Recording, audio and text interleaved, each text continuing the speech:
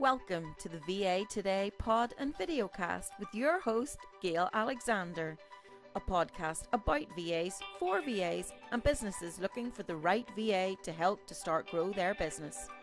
Find the right VA today and visit VA Today on YouTube and ava-ni.com to find out more about VAs and what they can do for you, and get in touch with the virtual assistants you need today.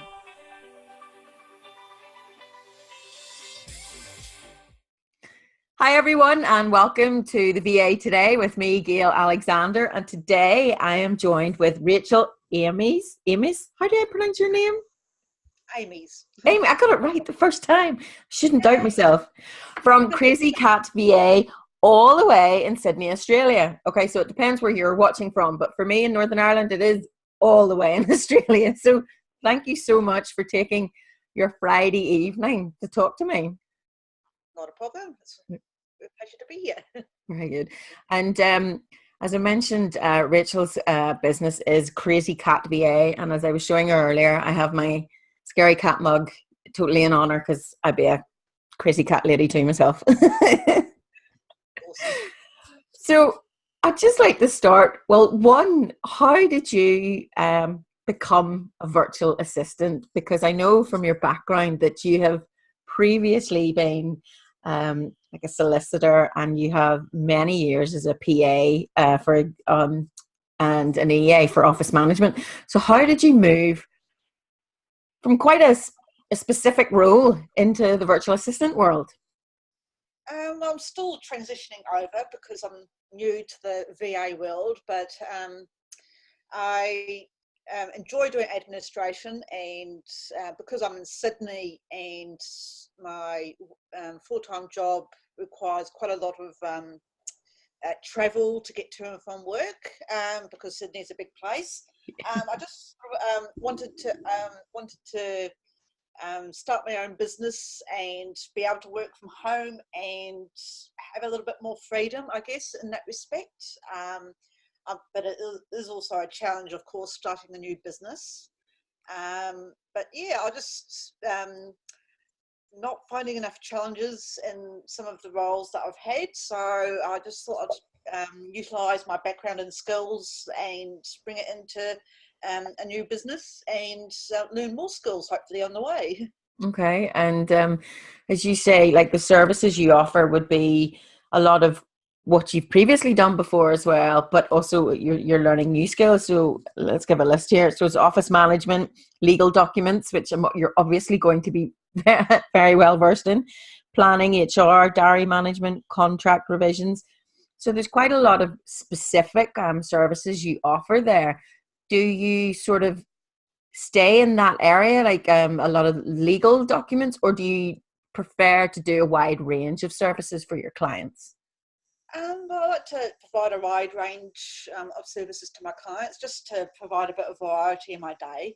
I'm also offering digital dictation, because I've done a lot of that in my admin roles as well. Yeah. And that seems to be quite popular, doing that. And even just things like diary management, travel bookings and things like that. Some people don't like sort of researching that, different airfares and stuff like that. So yeah, quite happy doing a variety of things.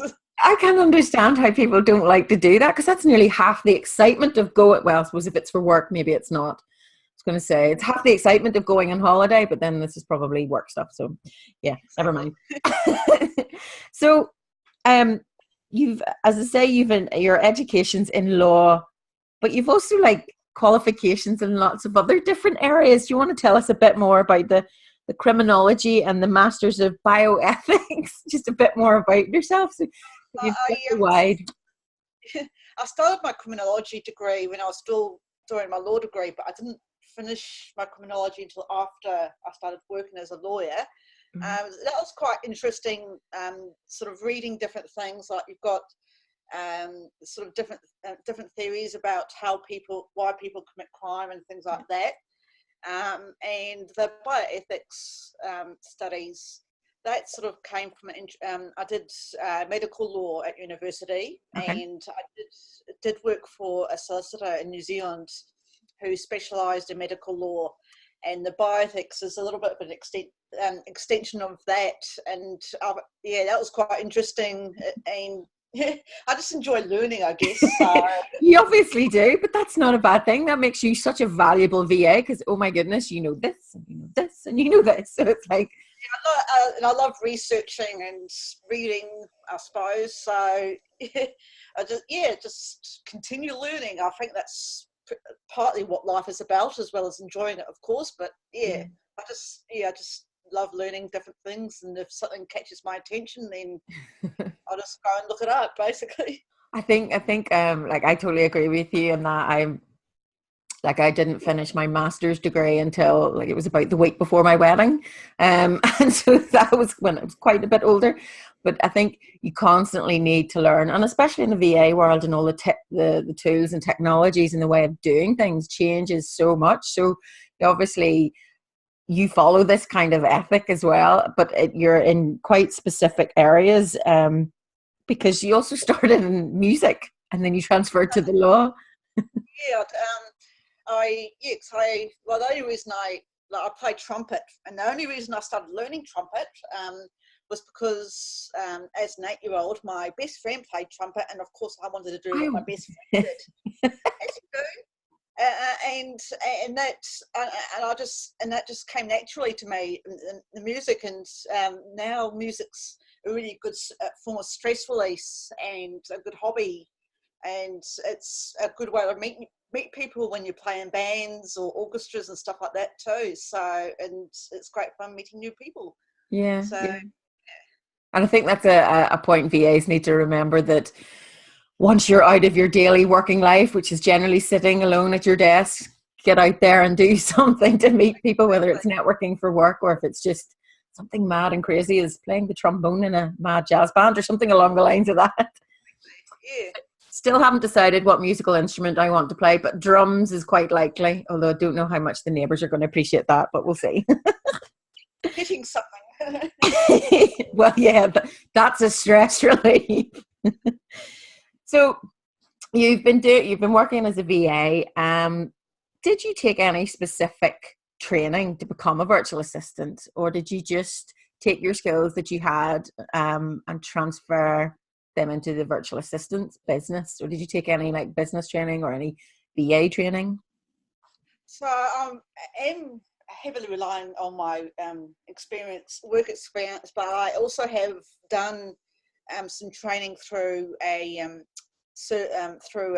VA in Australia. Yeah. VA training course through Australia, and that was helpful because it sort of gave me an idea of what I need to think about in terms of working from home, being a sole trader and things like that. So that was quite helpful to sort of get my head in a headspace of being a business owner instead of being an employee, which is two completely different things. And it was just good to have those learning tools there so that I know what steps I need to take and learn some new skills and bounce ideas off other people, off the trainer and stuff like that. So that was very useful. Yeah.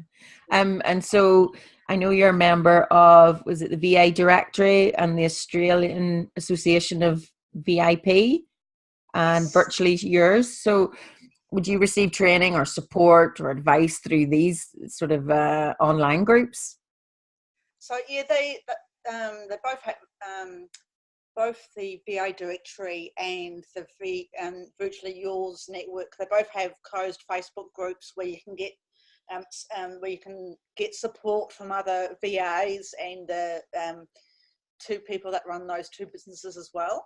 And it's also a good network and also a good way resource as well, because they both provide mentoring and other VA resources. And it's also if I get approached by a potential client who wants work done and some of it might be out of my expertise, I can go back to them and say, look, I can do A, B, C, D, E, but F is out of my expertise, but I can help you find someone who can help you with that. So that's always a great tool there. And the sort of the VAs that I've met and talked to are also they're very supportive. It's although we're all working for ourselves, it's not as cutthroat as some other professions are. And it's really good to have sort of meet other people and have other people be supportive of any difficult situations you may be, and also provide advice rather than say, oh, you can work it out for yourself, I've got my own clients to deal with, or whatever. Yeah, I think that's great, and it's lovely to hear that you obviously have that experience of the VA industry as well. You know, it's obviously a global phenomenon. VAs around the world in all different locations, they're all very supportive and more than willing to help people work out what the heck they're doing in certain tools or tasks, or, as you say, collaborate with other people and refer other people. It's an amazing business to work in. I've never kind of come across it before, so it's really nice to hear that it's the same down under. Exactly. No, it's great. No, I absolutely love it. And there's some absolutely lovely people out there, and they've all got their own stories, and they're all very helpful in, you know, in whatever they specialise in. It's great, even if you just need advice on, what software can I use to do, you know, whatever, and you get these, you know, it gives you ideas of what to look into as well. So it's very useful for that.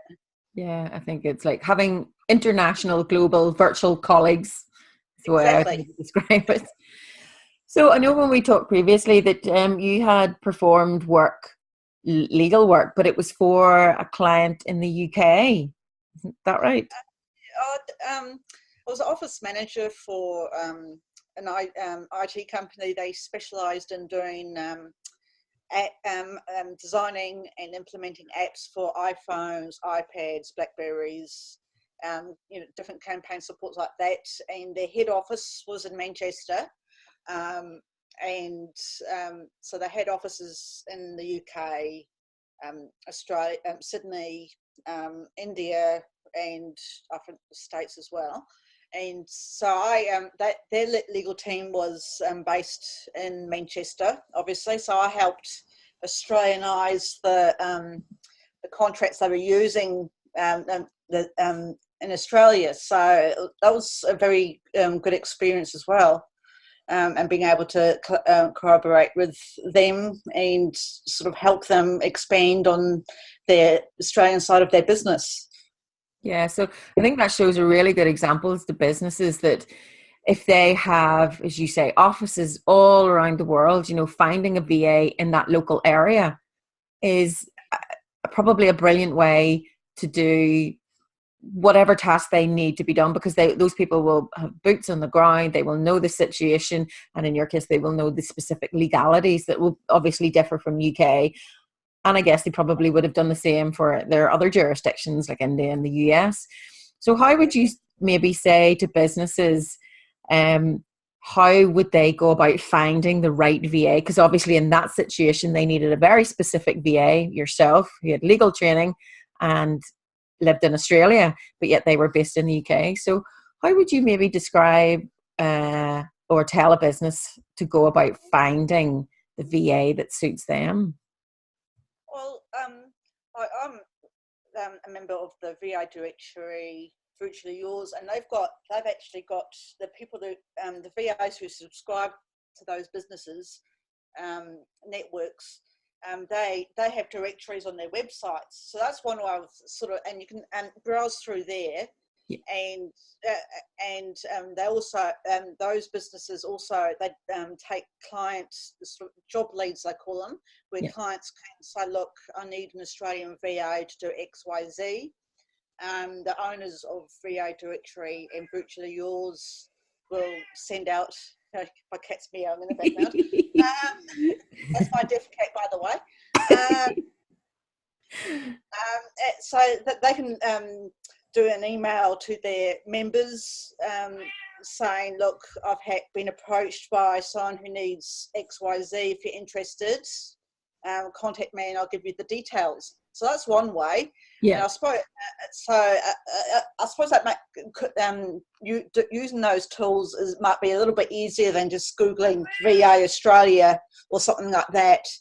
And even just looking through the member VAs listed on their directories, as pretty much most, if not all, VAs have their own websites. You can get their website details from there. Look at their website, which will tell you a bit more about those VAs, and you can take it from there, really.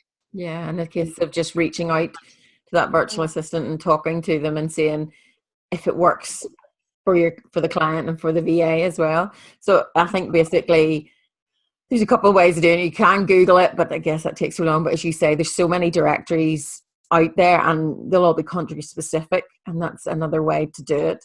And I guess maybe the last way, and I know I've certainly done a lot of research for this project, would be LinkedIn, searching for a VA there, and you can also reach out that way. But I would sort of advocate that you try and maybe do a video call like this, because then you can actually see the personality and get to know the person a bit more and see if that person clicks.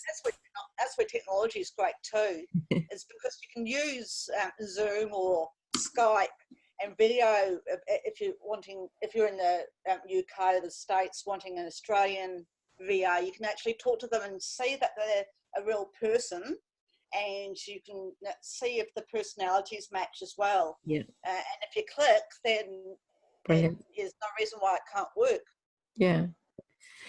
And so do you when you find a client, do you vet them? Do you, like, as you said, you're finding out whether you gel and you click with the client, they may approach you. And do you take every client that comes your way, or do you actually put them through like a vetting process so that they're right for you? I definitely stalk them a little bit. So I'll look them up on LinkedIn as well. I'll check out their website. If they've got a Facebook page, I'll go and have a look there. Because that's a good way of finding some information about them as well.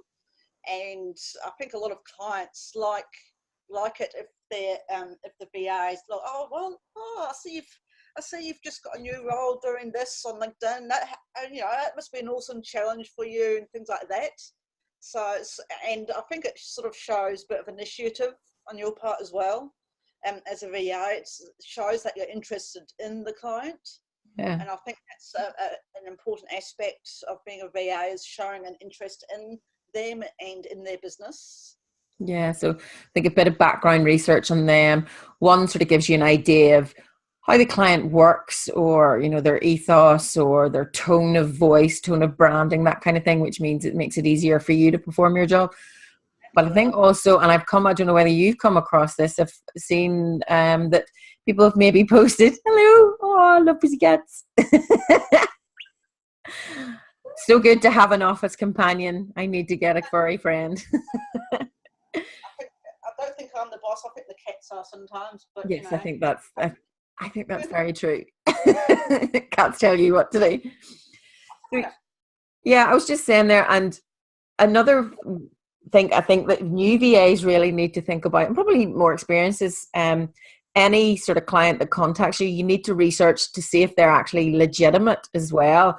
I have seen people post on Instagram that, don't work with this client because they get you to do the work and then they don't pay them. Yeah. I guess that comes about maybe, setting up the right contracts at the end, but even still enforcing them can be a pain, difficult. So I think vetting a client for the purpose of seeing whether they work with you, but also, if they're legitimate, it's something really we need to think about these days as well. Because it's the downside of technology, I guess, and social media and things like that. There's you see so many online scams and things like that. Yeah. That everyone has to check each other out, basically. So that's both from the VA's perspective as well as the client's perspective as well. Yeah, very much so. And it's just to keep yourself right as well. Even when you're starting out, it's just don't grab every piece of work and go, yes, I'll do this. It's maybe just a wee bit of sort of research behind it, and then save yourself any hassle down the line. Okay.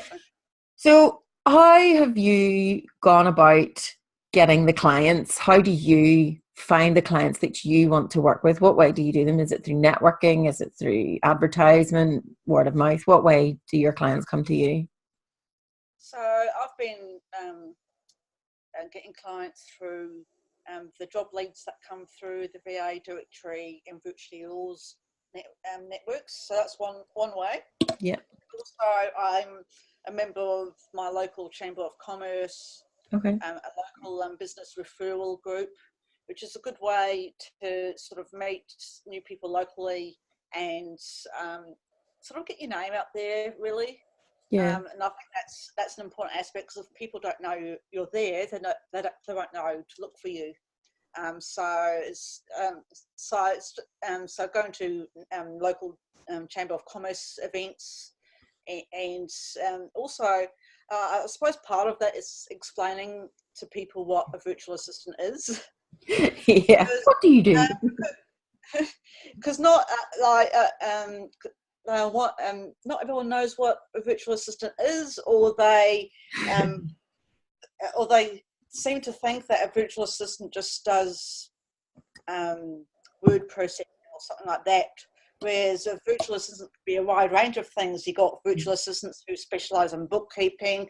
You've got virtual assistants who do web design and logo design, and you've got virtual assistants who do social media marketing. And there's a wide variety of different things that a virtual assistant may do. So getting your name out there and explaining to people what a virtual assistant is also helps, I think. Yeah, as well as getting your name out there, of course. And how would you explain what a virtual assistant do? What is your go-to sort of phrase? I think once upon a time they used to be called home-based secretaries. So Okay. I don't have like one particular special. Like I've got my legal background, which is very good for some clients, but I do a wide range of things. So I say, look, I work from home doing a wide range of administrative tasks, so that you can concentrate on what you do best within your business, whether they're doing wanting to concentrate on their clients or marketing their business more, or things like that. So it's just trying to make life easier for other business people, really. I think that's the main goal for a lot of VAs, and they get a lot of pleasure out of helping businesses get on and do their business and grow. It's a pleasure to be a part of, and to be able to make, the transition from maybe a startup to a more flourishing business quite often is just a reward in itself, but not completely. I have to remember to say that. So, have you, over the years, from the different transitions to roles that you've had, have you had many challenges to becoming a VA? And if so, like, what have you had to do to sort of overcome them? I suppose the main challenge for me, especially going from being a legal practitioner to doing mainly admin work, is explaining to people, well, why aren't you working as a solicitor anymore? It's like, well, not everyone who's legally qualified actually wants to work as a solicitor. I mean, the experience that I've gained from that is great, but I've decided that wasn't for me, and I've moved on to this new venture, and that's where I'm happy. Yeah. I suppose that's getting that through to some people's heads is a bit of a challenge. Yeah, I'm sure it's when you look at it, it's it's not usual for people to do that. But as you say, it's maybe not right for everyone, and the hours and the stress as well. Don't envy any solicitor, but the legal training definitely comes in handy, and it's very applicable for VA work, because having someone. I don't regret having the legal training. I don't regret having worked as a lawyer, but I just decided that wasn't for me. So I've moved on to something else that makes me happier.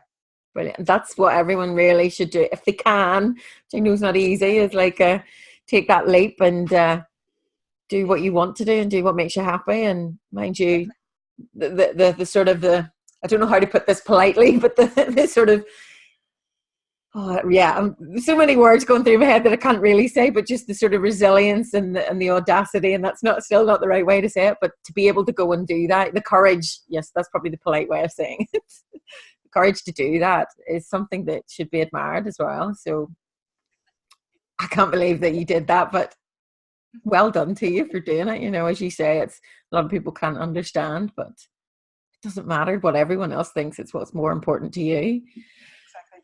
So, we've talked about challenges there. What are your major goals? Do you have goals for the next 1 year, 3 year, 5 long-term goals? Have you set yourself goals, or are you just happy working away for the moment and seeing what comes? Well, I'm happy working at it to see what comes, but I just, because I'm not working full time as a VA at the moment, so that is my sort of medium to long term goal, is to be a VA full time. Yep. I think that would be great, and I think that opportunity to have a different variety of clients from different backgrounds would be a great experience, and a great way to sort of learn about how other people, what other people are interested in, and what businesses they're in. So I think it's just a good way to get. I'm just happy to go wherever this journey takes me. Yeah, and I'm pretty much the same. Like, I'm working part-time at the moment because I'm working around 2 young kids and family. So that would be sort of my goal as well, is to carry on the way I am until everything's more settled, and then go full-time, because at least that's, you know, an option within the VA industry, and it's massively helpful to many people for whatever reason and situation. So do you have any specific tools or pieces of software that you think VAs should really use? You can't do without. What do you have a favorite tool? That sounds so geeky, but do you have a favorite tool that's really useful in your daily work? So many options.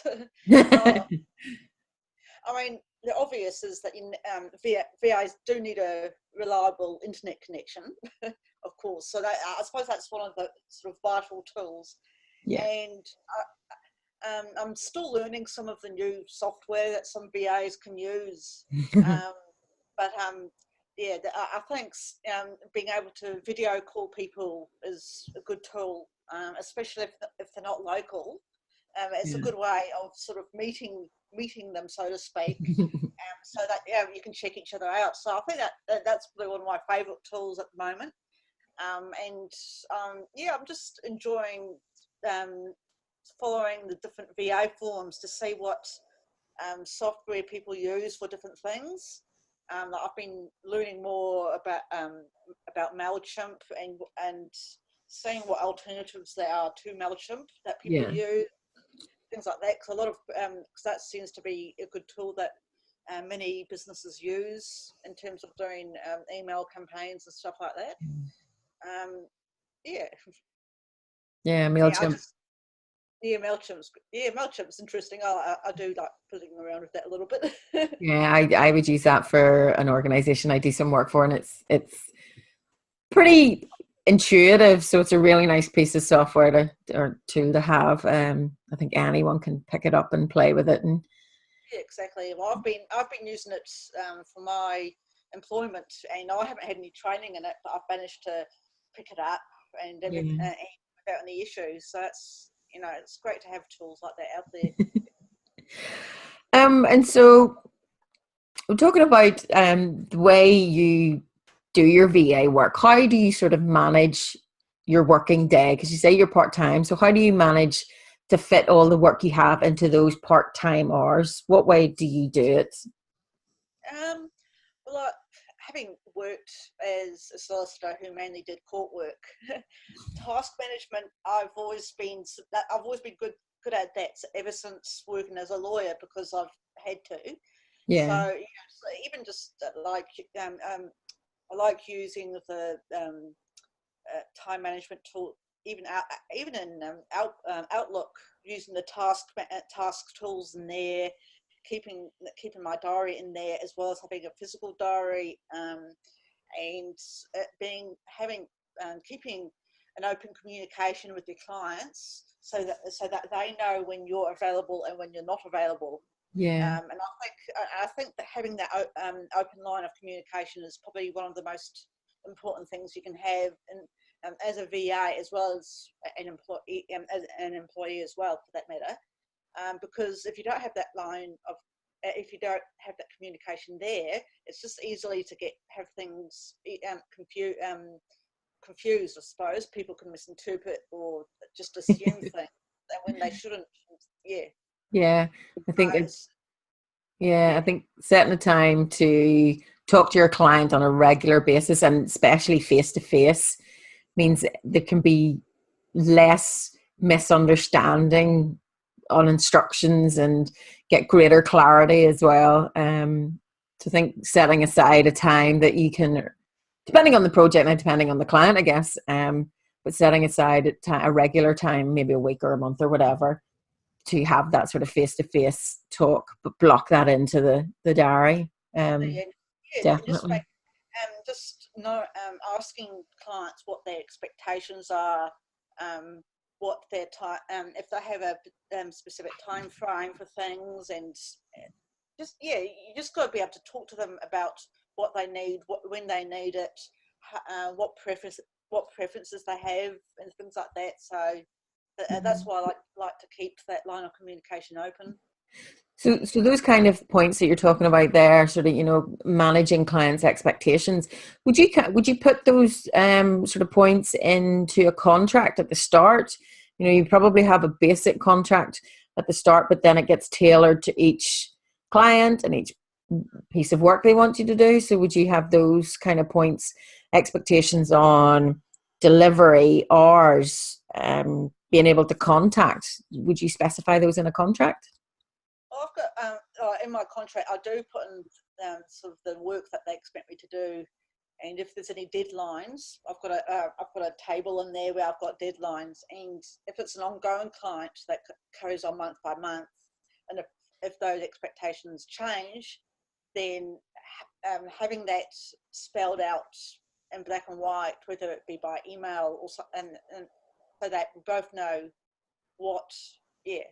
I mean, things do change, so that's not an issue. But it's just as long as that's talked about and that's clear to both parties how that's changed, and I think that's very important.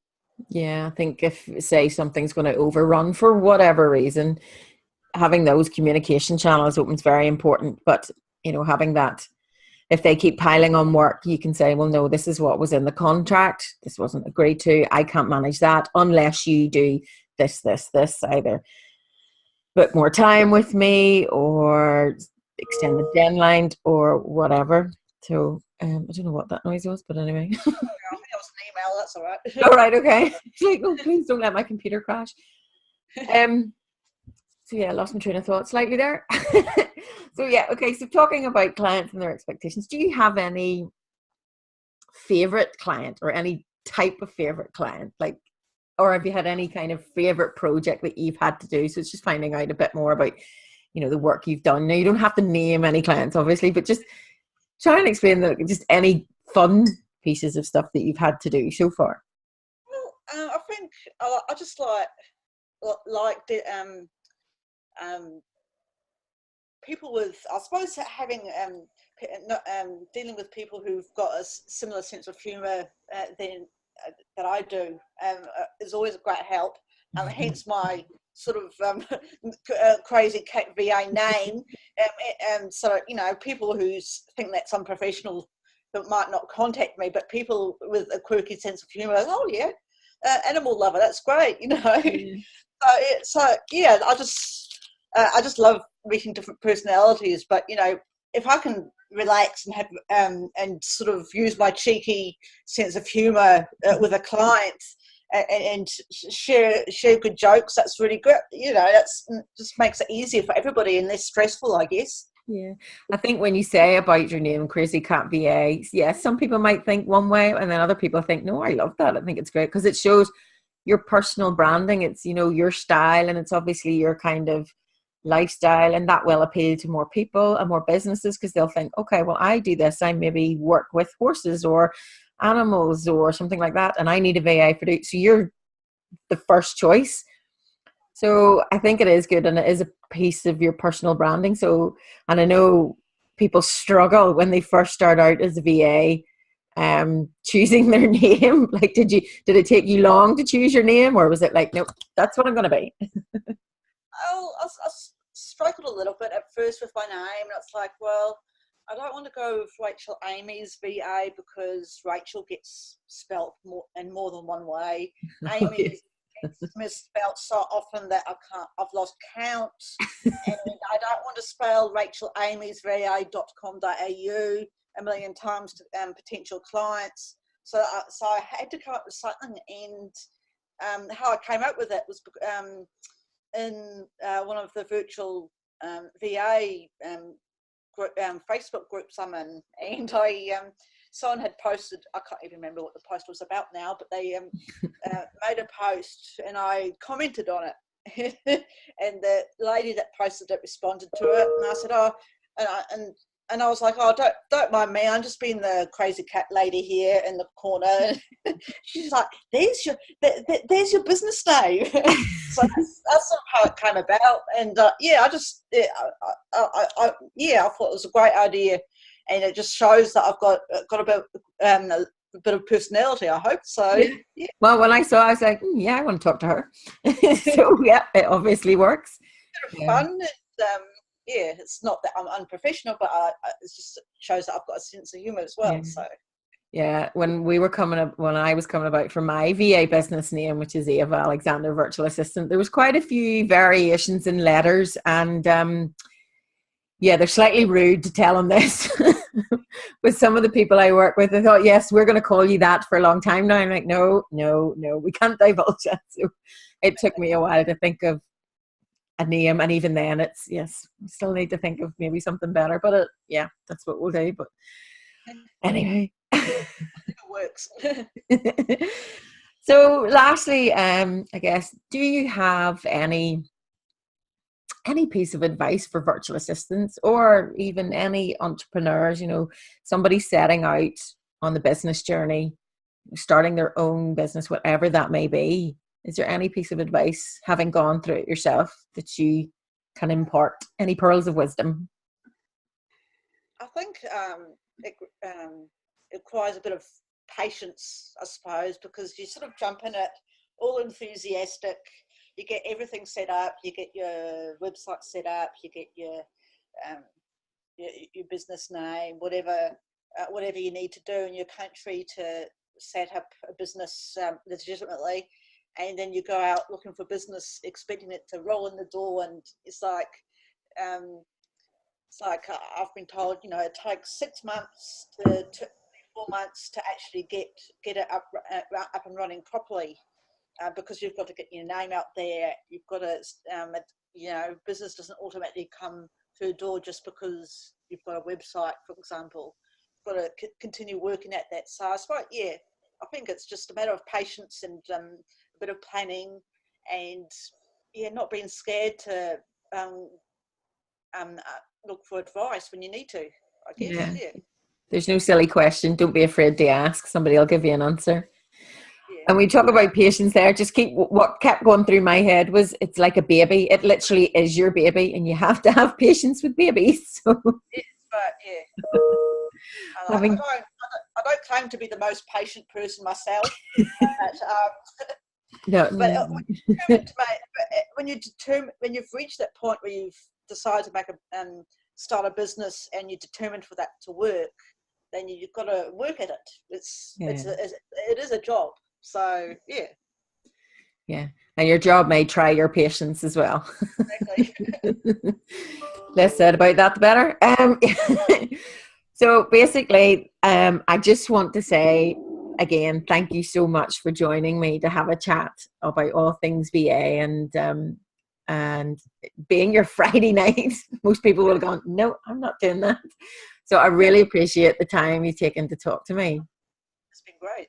And I hope to see you going, your business, Crazy Cat Lady, flourishing, and so you going full time and getting more and more clients. And I hope to hear again from you soon. Okay, you too.